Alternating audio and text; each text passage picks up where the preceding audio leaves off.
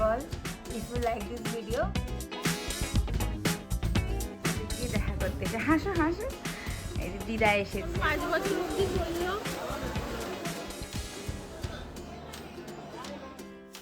Good morning everyone, welcome to my channel, welcome to a new blog.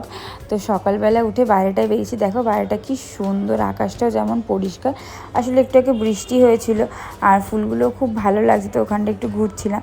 তারপর মা ব্রেকফাস্টে বানিয়েছিল চাউমিন, তো এখন এটা নিয়ে বসেছি, ব্রেকফাস্টটা করেই নেবো। এটা আমার আর ওটা আমার বোনের। তো চলো ব্রেকফাস্ট করে নেওয়া যাক।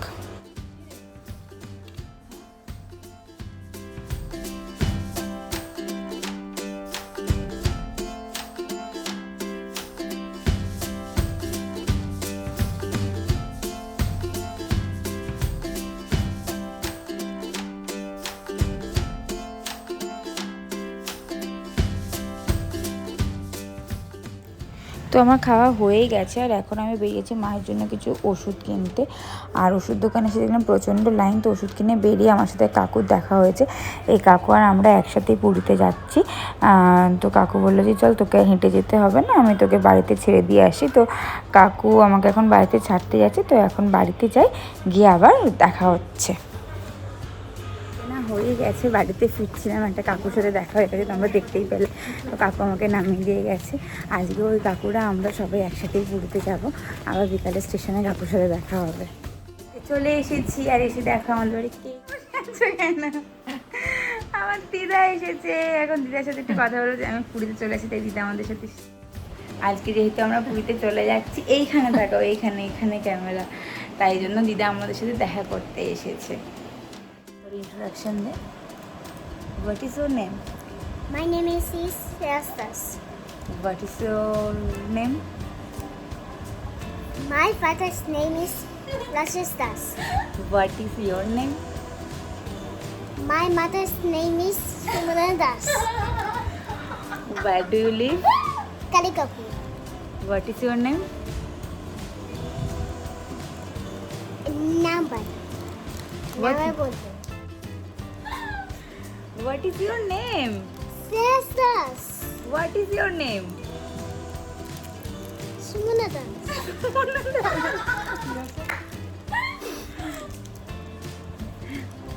ঠিক করে বল। What is your name? My name is Rastas. Then what is your name?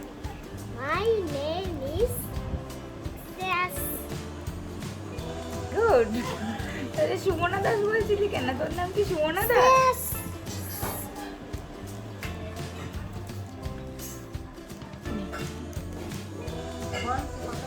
কথা বল, এখানে তো ইন্ট্রোডাকশন দে, এইখানটা দেখে, এইখানটা ক্যামেরা আছে, টাটা হাই কর সবাইকে। Hi. বল if you like this video. You like this video? No, if you like this video You like this video? Please Please like, like, share share, and subscribe. and subscribe. Very good, bye করে দেবো সবাই। Bye. তো পুচকুটা চলে যাওয়ার পর আমি, দিদা আর বোন তিনজনে মিলে বসে গল্প করছিলাম। কখন কিভাবে সময় কেটে গেল কি জানি, আমাদের বেরোনোর তাড়া ছিল, তো খাওয়াই হয়নি তখন অবধি, তাই খেয়ে নিয়েছিলাম আর ভিডিও করিনি। এখন আমরা রেডি হয়ে বেরিয়েই পড়েছি, আমি আর বোন এগোচ্ছি, বাপি তালা চাবি দিয়ে আসছে। আর যাওয়ার সময় আমরা দিদাকে নামিয়ে দিয়ে যাব, কারণ দিদা যাবে না আমাদের সাথে, আমরা চারজনেই যাব। আর আমাদের ট্রেন ছিল হচ্ছে শিয়ালদা থেকে 8টা দুরন্ত এক্সপ্রেস, আর আমরা বজবজ থেকে 6টা ট্রেনটা ধরবো। তো এখন চলো যাওয়া যাক, দেখি স্টেশনে গিয়ে আর কে কে যাচ্ছে, গিয়ে কার কার সাথে দেখা হয়। তো চলো এখন যাওয়া যাক। আর এই হচ্ছে আমার ছোটোবেলার অটো কাকু, এই কাকুর সাথে আমি অটো করে স্কুলে যেতাম, আর এই কাকুই আমাদের স্টেশনে নামিয়ে দিয়ে আসছে। আর এখন দিদা নেমে গেল, খুব খারাপ লাগছে, দিদা যাচ্ছে না, তো কি আর করা যাবে, চলো আমরা এগোই। স্টেশনে গিয়ে মুষলধারে বৃষ্টি, ভাবছিলাম কিভাবে যাব। তো এই ট্রেনটা চলেই গেল, মানে এখানে ট্রেনটাতে আমরা উঠলাম না, কারণ এটা ছিল হচ্ছে নৈহাটি এক্সপ্রেস, নৈহাটি লোকাল।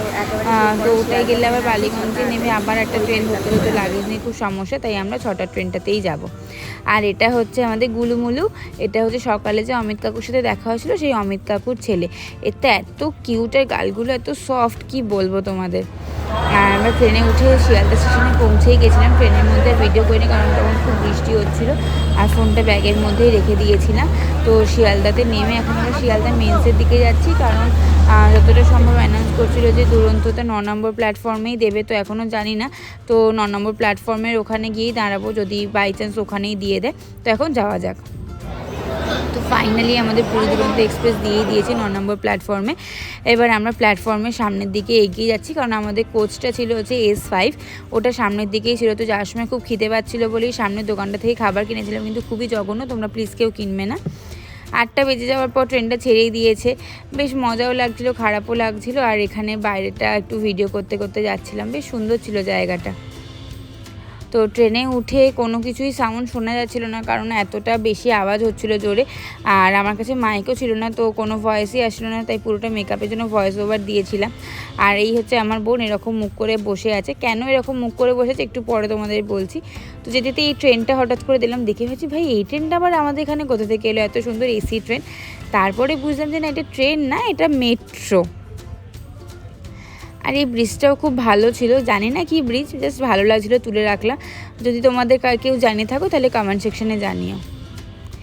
এরপর আমরা একটু হাওয়া খেতে খেতে আমি আর বোন একটু ফালদামা মারতে মারতে যাচ্ছিলাম। আর বোনের মন খারাপের কারণ হচ্ছে এই যে তোমরা জানলা দিয়ে যে ফ্ল্যাটটা দেখতে পাচ্ছ, দূরে লাইট জ্বলছে অনেকগুলো। তো এটা দেখে বোনের খেয়াল পড়েছে যে বোন বাড়ির লাইট না বন্ধ করে চলে এসছে, মানে ঘরের লাইট ফাইট সব জ্বালিয়ে রেখে চলে এসছে। এবার এটা যদি বাপি জানতে পারে যে ঘরের লাইট জ্বালিয়ে রেখে চলে এসে, তাহলে ও তো ভীষণ বকা খাবে। তো তাই জন্য মন খারাপ করে বসেছিল।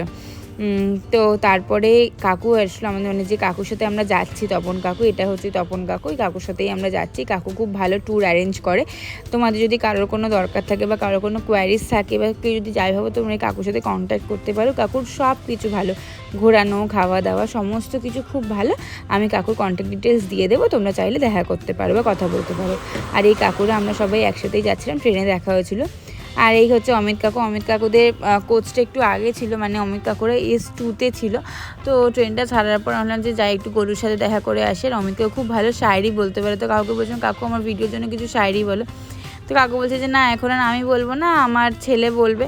আর পুচকুটা তো আউ আউ করেই যাচ্ছিলো।